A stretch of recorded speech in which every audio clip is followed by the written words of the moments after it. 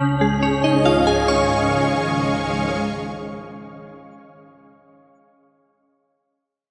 कोई किसी से इतना प्यार कर सकता है कि उसकी जान ले ले?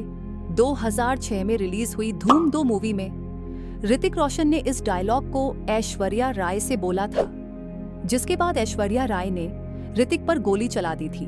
खैर, मूवी का क्लाइमेक्स कुछ और ही निकला था, लेकिन केरल के तिरुवनंतपुरम में शेरन मर्डर केस में कुछ ऐसा ही देखने को मिला है। एक ज्योतिषी की भविष्यवाणी से डरकर एक गर्लफ्रेंड ने अपने बॉयफ्रेंड को आयुर्वेदिक पेय पदार्थ में जहर देकर मार डाला। मौत के पहले उसने रिसर्च की और गूगल पर हजारों तरीके देखे, और जब उसे यकीन हो गया कि इस तरीके से वह पकड़ी नहीं जाएगी, तो उसने अपने मामा के साथ मिलकर खौफनाक साजिश रच डाली। तिरुवनंतपुरम में 2 साल से चल रहे शेरॉन मर्डर केस के मामले में आखिरकार एडिशनल सेशन कोर्ट ने बिना कोई नरमी बरते आरोपी गर्लफ्रेंड ग्रीष्मा को मौत की सजा सुनाई है। ग्रीष्मा ने जिस शख्स से प्यार किया, आखिर में उसी को तड़पा कर मार डाला था। महज 22 साल की लड़की ने मर्डर की ऐसी इबारत लिख डाली कि जिसने भी सुना उसे खौफनाक कहानी पर यकीन ही नहीं हुआ। हत्या का कोई गवाह भी पीछे नहीं छूटा। मौत भी शुरुआत में प्राकृतिक दिखाई दे रही थी, लेकिन मरने से पहले शेरन ने अपने दोस्त को बताया कि उसे उसकी गर्लफ्रेंड, जिसका नाम ग्रीष्मा एसएस है, उसने जहर दिया है। सिर्फ एक बयान से शुरू हुई तहकीकात ने आखिरकार ग्रीष्मा को जेल की सलाखों के पीछे पहुंचा दिया था। अब उसे नेय्याटिनकरा एडिशनल डिस्ट्रिक्ट सेशन कोर्ट ने मौत की सजा सुनाई है। कोर्ट ने इस हत्याकांड को रेयरेस्ट ऑफ द रेयर बताया है। ग्रीष्मा पीजी की स्टूडेंट थी और शेरोन अपनी ग्रेजुएशन के लास्ट ईयर में था।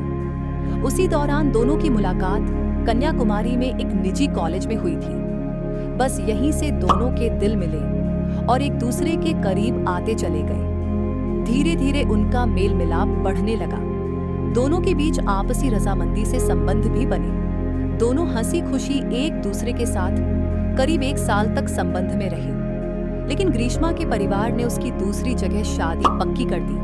शादी पक्की होने के बाद ग्रीष्मा शेरॉन से छुटकारा चाहती थी। शेरॉन से इसके लिए उसने बात भी की, लेकिन शेरॉन ने ग्रीष्मा से रिश्ता खत्म करने से साफ इनकार कर दिया। इसके बाद ग्रीष्मा किसी भी कीमत पर शेरॉन से छुटकारा चाहती थी, जिसके लिए उसने खौफनाक प्लान बनाया। ग्रीष्मा के परिवार में ज्योतिषी ने भविष्यवाणी की थी कि उसके पहले पति की मौत हो जाएगी। इस वजह से भी ग्रीष्मा बहुत डर गई थी और चाहती थी कि वह शेरॉन को छोड़कर दूसरी शादी कर ले।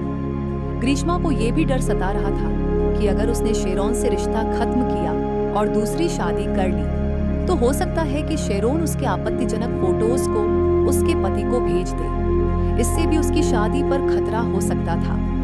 इसलिए उसने एक खौफनाक प्लान बनाया। ग्रीष्मा ने 14 अक्टूबर 2022 को शेरॉन को घर बुलाया और उसने आयुर्वेदिक दवा के साथ उसे हर्बिसाइड मिलाकर पिला दिया।